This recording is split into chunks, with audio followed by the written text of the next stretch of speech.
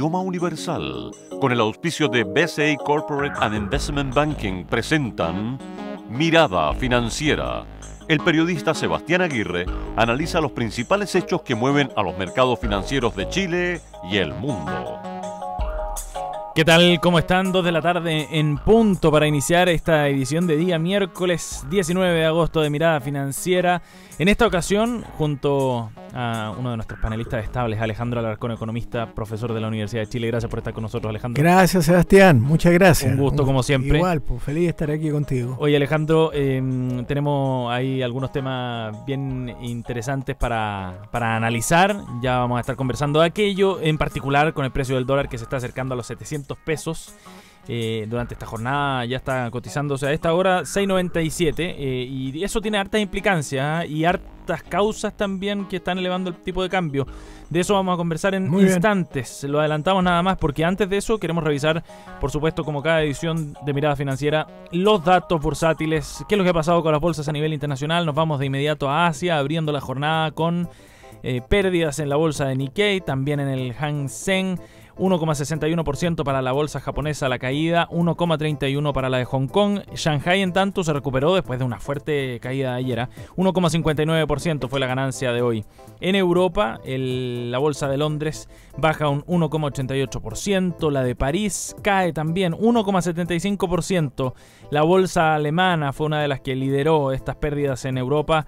2,14% perdió el DAX alemán, mientras que el IBEX madrileño caía un 1,06%. Si nos vamos a Wall Street, a esta hora, media sesión del Dow Jones cae un 1%, cifra similar de baja para el Standard & Poor's 500, mientras el Nasdaq cae 1,02%, justo en una jornada en que se conocieron datos de inflación también allá en Estados Unidos. En la bolsa de Santiago, en tanto, alineada con las pérdidas internacionales, el IPSA cayó 0,43% y el ICPA 0,22%. Eso es lo que ha sucedido hasta ahora en la bolsa local. ¿Qué pasó con el cobre? Rápidamente nos va a dar pie para hablar del dólar también. Un alza de 0,12% tuvo el metal en la bolsa de Londres, $2,27 por libra.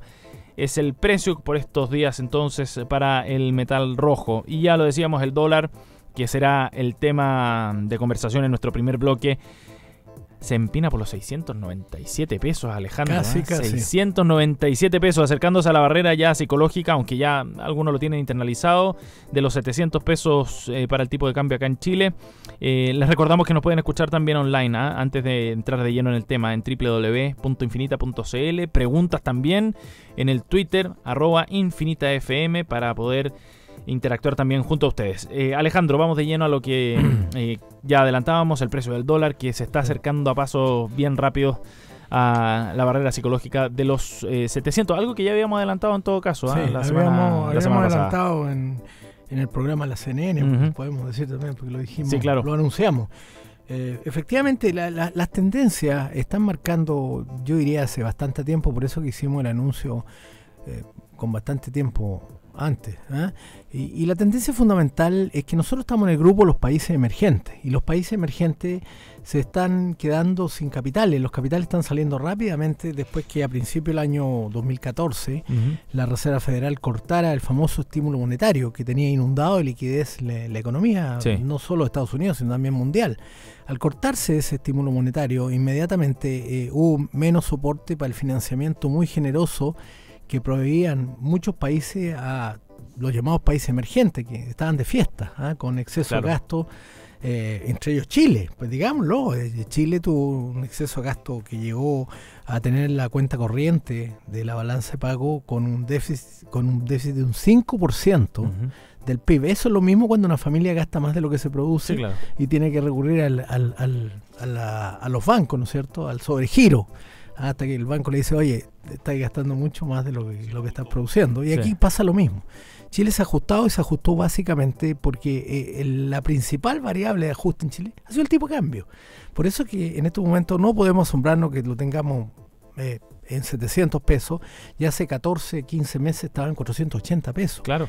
Que así, eso es bien particular de este proceso de ajuste, ¿no? Que ha sido bien rápido. Por supuesto. Y esa es la manera que busca el tipo de cambio libre o flexible de ajustar la economía y evitar que se produzca una verdadera montaña rusa, en este caso cayendo. Y la teoría lo que dice, y pasa en la práctica, que las exportaciones sustituyen al consumo interno que va en esta caída y por lo tanto permite que el ciclo económico sea más suave. Sí. Lamentablemente en Chile, por otras razones, las exportaciones no han reaccionado con una elasticidad alta.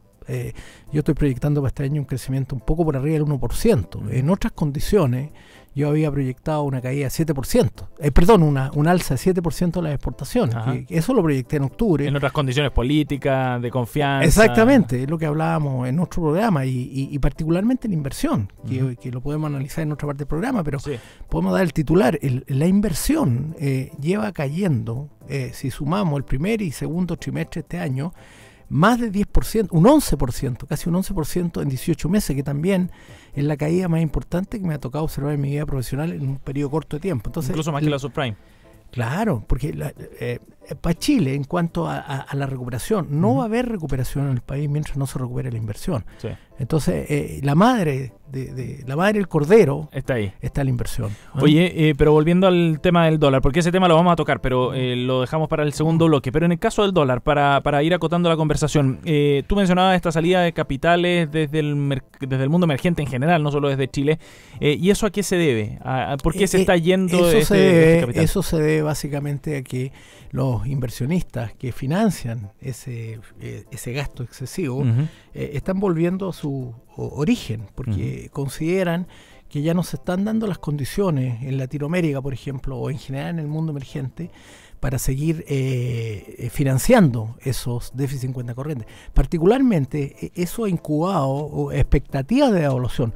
Solo por las expectativas de devaluación los capitales salen, porque la gente cree que es solo la diferencial de tasa de interés. No, las expectativas de devaluación también llevan los capitales de vuelta. Y el otro muy importante. O sea, se adelantan un poco a lo que va a pasar. Claro, tienen expectativas de devaluación en esos países, que es un fenómeno que está ocurriendo, y además está el tema del riesgo país.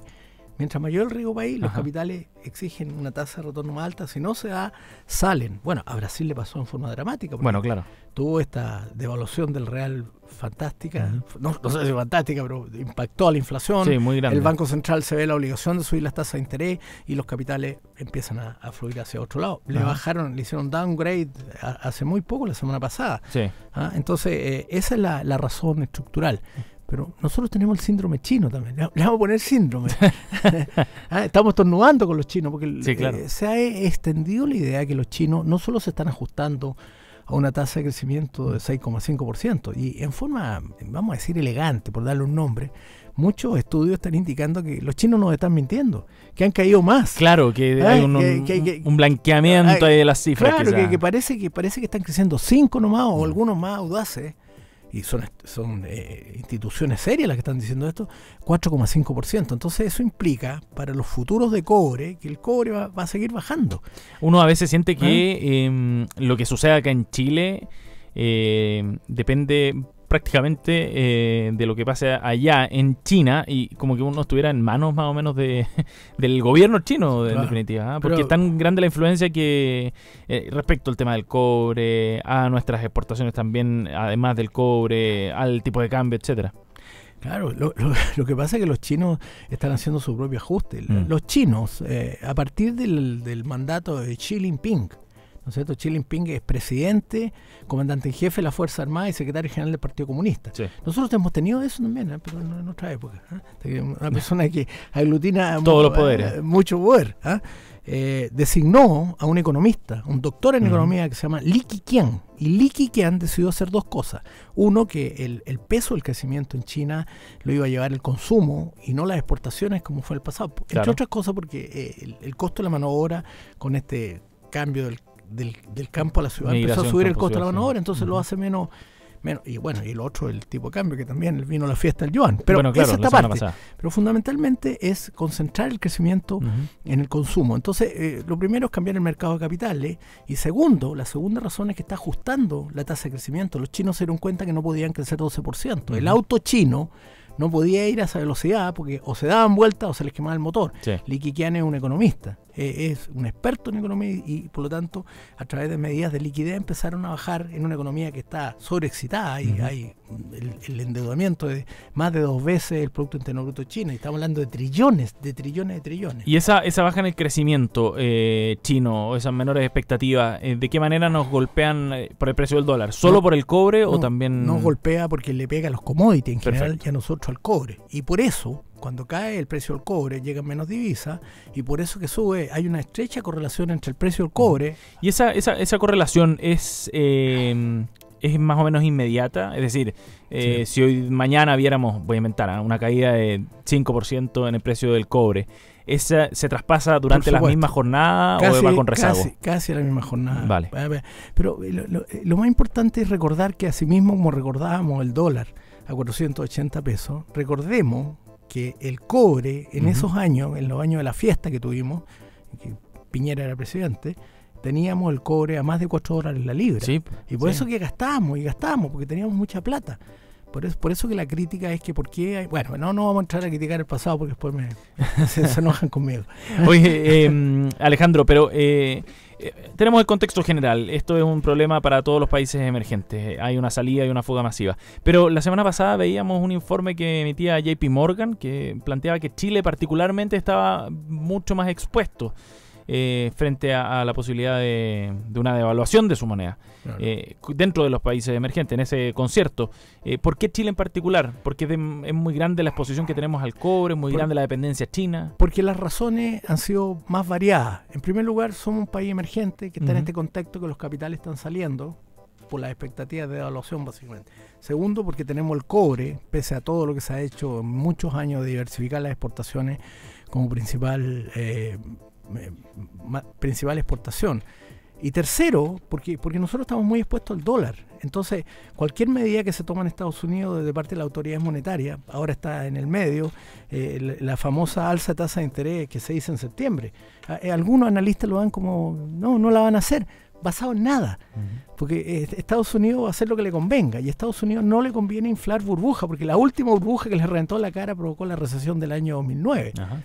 Por lo tanto, yo particularmente sigo pensando que Estados Unidos va a subir la tasa de interés. Entonces son 3 factores que confluyen para que la devaluación vaya rápido. Ahora, vamos a lo que va a suceder hacia adelante. Partamos analizando lo que podría pasar con la Fed, porque eso va a ser determinante también para ver qué trayectoria podría seguir el dólar de aquí hacia fin de año. Tú dices que efectivamente podría subir la tasa de interés. La Fed no quiere que el precio de los activos financieros se infle demasiado. Mientras exista liquidez, ya eliminaron el estímulo monetario, pero les queda todavía una tasa de interés realmente baja que estimula liquidez en el país. Y por lo tanto saben que se tienen que ajustar. Ahora tienen algunas dudas porque esa revaluación que tiene en estos momentos el dólar está muy fuerte, le pega a las exportaciones norteamericanas y frente a la devaluación que impuso China la semana pasada, el Banco Central de China, que saltó, dijo que era flexible, muy divertido, si hay tiempo podemos contar ese cuento, pero claramente el dólar en Estados Unidos está muy fuerte y por lo tanto hay una cierta presión para que la Fed retrase esa alza de tasa de interés. Yo tengo la sensación que va a primar el temor a que se arme otra burbuja financiera. Pero el consumo no ha estado tan dinámico como se esperaba, ¿no? Yo creo que ha estado más dinámico de lo que se pensaba por una simple razón, porque el desempleo ha ido bajando y ahora, de acuerdo a los cálculos que hacen los economistas norteamericanos, estaría en la tasa natural de desempleo, que es el desempleo más bajo que una economía puede tener cuando está en un proceso de crecimiento. Oye, Alejandro, y respecto a, en ese mismo escenario, digamos, de lo que venga, ¿qué podría hacer el Banco Central respecto, acá en Chile, respecto al precio del dólar? ¿Puede intervenir o no? Ya empezaron. Esa es la pregunta del millón. No, sí, porque está circulando en la fuente financiera, en el mercado, como se dice, que son mucha gente que opina. Está circulando que, dado que tenemos esas 3 variables que empujan muy fuerte el peso a una devaluación, está circulando la idea que el Banco Central debería ser más activo y por lo tanto tendría que intervenir. A mí no me gustan las intervenciones, porque lo que está pasando es una cuestión estructural.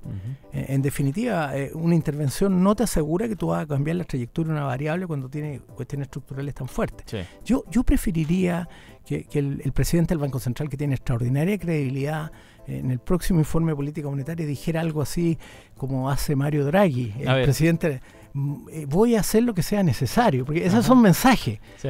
Es por la vía del mensaje, porque tú no tocas el balance del Banco Central, no gastas $1, etcétera, etcétera. Comunicacionalmente, el puro mensaje. Entonces, yo creo que aquí debería haber algo así como un mensaje subliminal, pero eso es especial para gente que tiene credibilidad.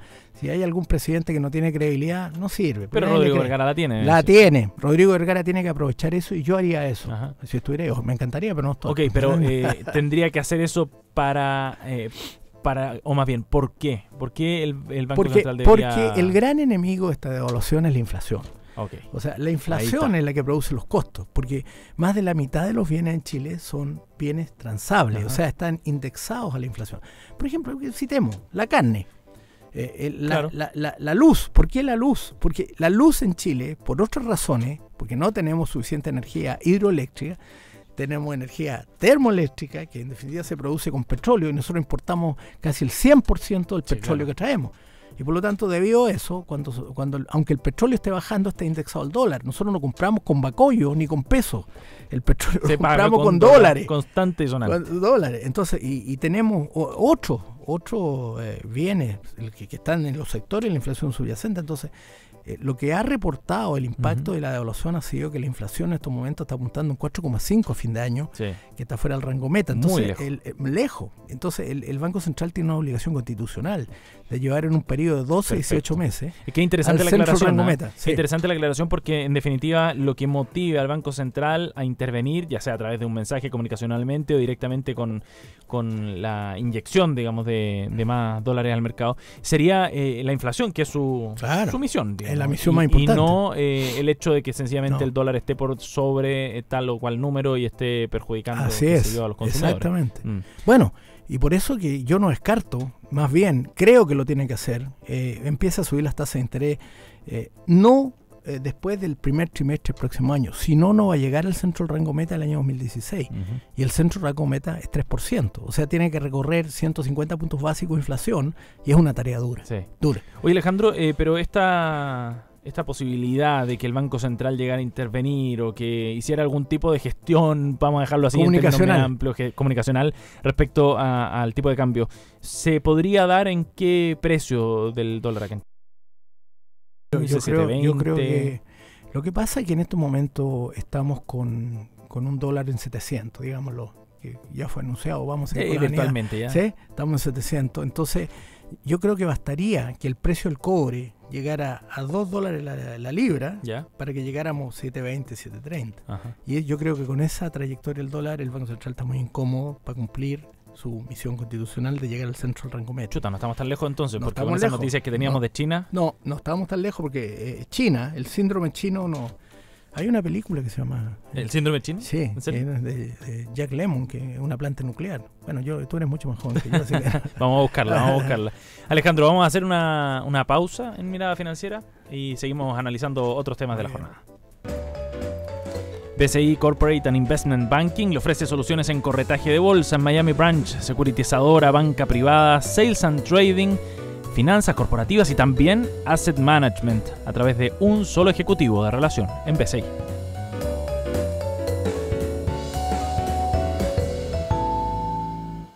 BCI Corporate and Investment Banking, un socio estratégico con un modelo de atención integral único y un banquero de relación que le entregará las mejores soluciones ante desafíos complejos, con ideas innovadoras que aporten valor y una ejecución distintiva en negocios de gran escala. BCI Corporate and Investment Banking. Sentémonos a conversar.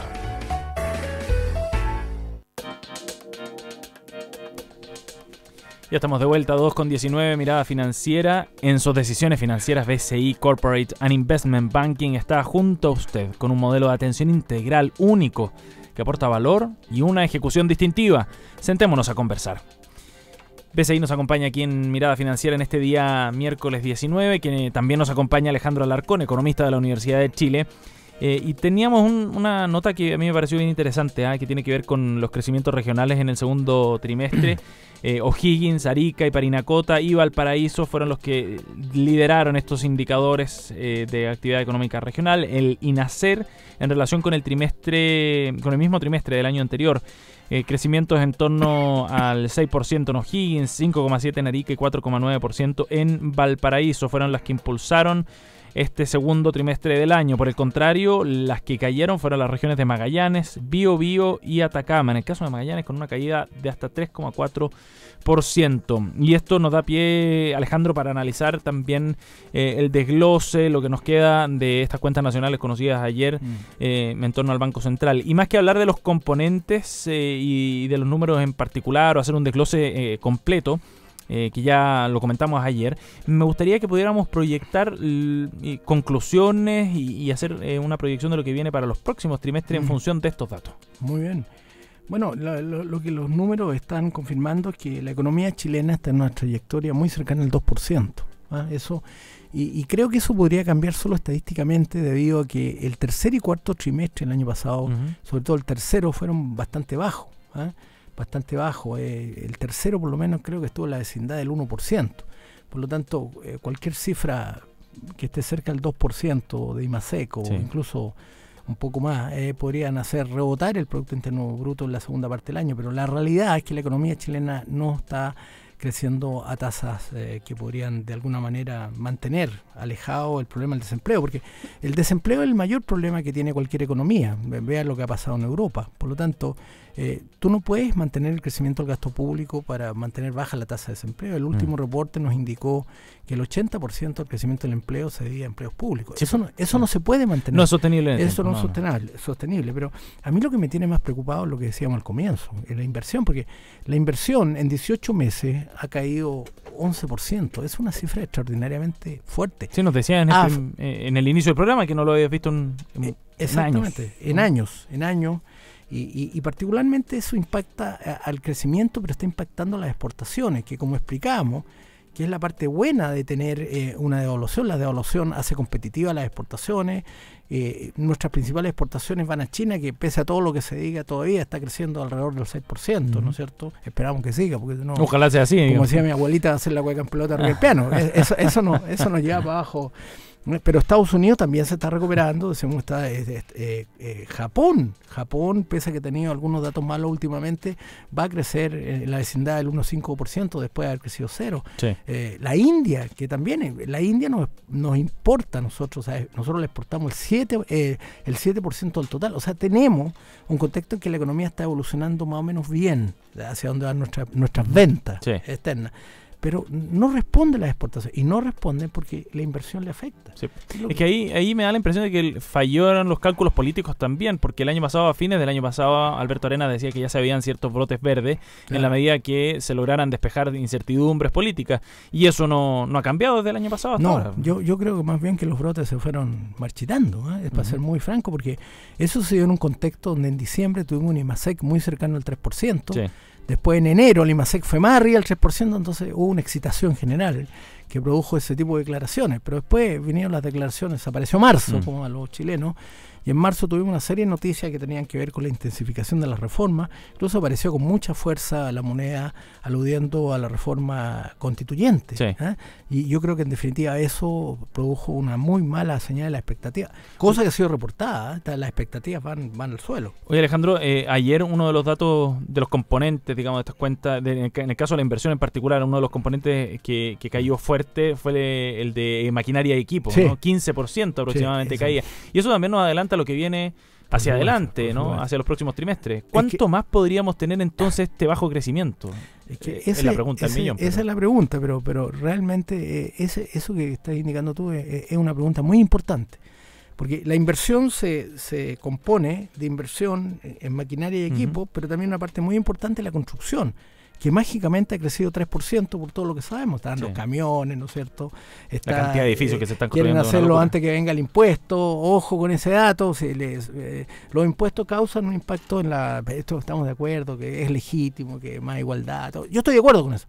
Pero que hay impacto económico, hay. Y por lo tanto, si no hubiera crecido 3% la construcción, habría sido muy, muy mayor el O sea, efecto. peor todavía Habría sido componente peor de la inversión, claro. Claro, entonces uno llega a la conclusión que la construcción está creciendo a esas tasas en forma, vamos a decir, coyuntural para evitar el impuesto. Cierto. Entonces, ¿qué pasa cuando se acabe esa oportunidad? Va a caer más fuerte la inversión si no hay algún tipo de ajuste. Y yo creo que la economía chilena requiere de ajustes que apunten y busquen un mayor crecimiento. De lo contrario, podríamos tener, porque los economistas explican esto con trayectorias, yo también. Entonces, las trayectorias son muy febles. Sí. Estamos en la meseta del 2%, pero cualquier cosa, un mayor impacto de China nos podría tirar más abajo. Por lo que he dicho, que no descarto que haya un primer trimestre del próximo año negativo. Y ahí estamos al borde de la recesión. Esas son palabras mayores. Sí. Esas son palabras Ese es otro mayores. escenario distinto, Es porque un ahora escenario. estamos creciendo Claro, porque muy lento, tenemos estamos un 2%, aplanados, pero la amenaza de esa trayectoria, que pues, si hay algún shock realmente fuerte de afuera, ese shock se nos va a ir y nos va a producir una caída del Producto Interno Bruto, y ahí estamos al borde de la recesión. Sí. Esas son palabras mayores. Ahora, el tema es que el escenario internacional no parece ser del todo favorable. Por ejemplo, viéndolo sucediendo en Brasil, con la incertidumbre en torno a lo que está pasando en China. Y ahí viene la pregunta respecto a cómo se logra cambiar esa trayectoria. Bueno, lamentablemente con eso no podemos hacer nada. Es más que nada prepararnos, porque no estamos blindados, como dijo alguien, frente a los escenarios internacionales. Sí. Y si China es capaz de afectar a Estados Unidos, comprendamos, te voy a decir números, Estados Unidos como el 23 o el 24% del PIB, China el 19%, nosotros somos como el 0,0, nada. Sí. O sea, cualquier cosa que ocurra afuera, no, nos pega muy fuerte. Por lo tanto, ese es un punto muy importante. ¿Qué va a pasar con ella? Por lo tanto, tenemos que prepararnos, tenemos que buscar bases domésticas para seguir creciendo. Oye, Alejandro, y eso, para ir cerrando, nos lleva a una idea final y una reflexión que tiene que ver con el IPOM, que vamos a conocer en septiembre. ¿Qué mensajes podríamos esperar para ese informe de política monetaria del Banco Central? Bueno, yo creo que van a haber 3 números que van a cambiar de 2 maneras en el informe de política monetaria. Uno, el rango. No sé si va a bajar 50 puntos básicos o va a bajar 25 puntos básicos de la última. Recordemos que el último estaba en 3.25 con 2.25. Yo creo que ahora podría cambiar a 2.75 con 1.75. Si es más chico, se va a subir arriba al 2 el Banco Central, pero claramente va a poner como máximo 2.75. Y el otro número que va a cambiar es la inversión, porque en el último informe teníamos un crecimiento para el año 0,7. No veo cómo, si en el primer semestre ya cayó cerca de 5%, podríamos tener un número como 0,7. Si cambia, maravilloso, porque significa que vamos a iniciar una nueva etapa, pero esos son los números que va a ajustar. Producto Interno Bruto y inversión. Y eso ocurre el 17... No, perdón, en septiembre. No, el 17 de septiembre es lo de la tasa de la Fed. Claro. La primera semana de septiembre entiendo que el Banco Central tiene que entregar el IPOM. Ahí está, eso es. Y ese dato, quería recordarme la fecha porque va a marcar el debate del presupuesto. Va a marcar el debate. El debate político, en definitiva, así es, acá en nuestro país. Alejandro Alarcón, economista de la Universidad de Chile, nos ha acompañado. Muchas gracias por haber estado con nosotros. Gracias, Sebastián. Gracias, Sebastián. Un gusto. 2:27 de la tarde, cerramos esta edición de Mirada Financiera, entonces, de día miércoles 19 de agosto. Recuerde, en nuestro sitio web www.infinita.cl, en un ratito, 3:30 aproximadamente pasado, queda el podcast con nuestro programa. Siga en sintonía, ya viene Chile Sustentable.